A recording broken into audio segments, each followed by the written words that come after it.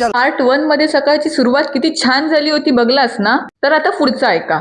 स्टॉपवर इल्याच पहिली इली ही फोंड्यात जाणारी लाल परी. म्हटलं ही इली म्हणजे चला आपली बस येऊचो टाइम झालेलो हा. आणि असं म्हणताच आमची लाल परी पण इली. पण काय सांगू तिका काय खोटे गुण लागले काय माहिती.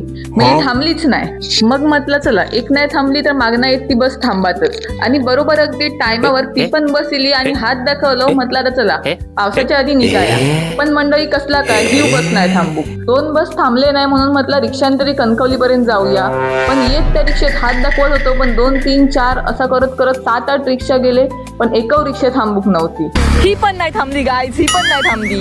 वाट बघता बघता 1.5 तास गेलो आणि 8:30 वाजल्यापासून स्टॉपवर होतो. तर शेवटी 9:30 बस थांबली. पण एवढ्या वेळान बस मिळाल्यामुळे आतली गर्दी काय सांगू तुमका. बस मिळाली पण जागा नव्हती. सध्या कणकवलीत पोचलेलं आहेत आणि एकदम शेवटच्या सीटवर एक जागा रिकामी झाली. थंय जाऊन बसलंय. एसटीचे गचके खायत एकदाच कणकवलीत पोचलंय आणि नंतर कुडाळ बसमध्ये चढलंय.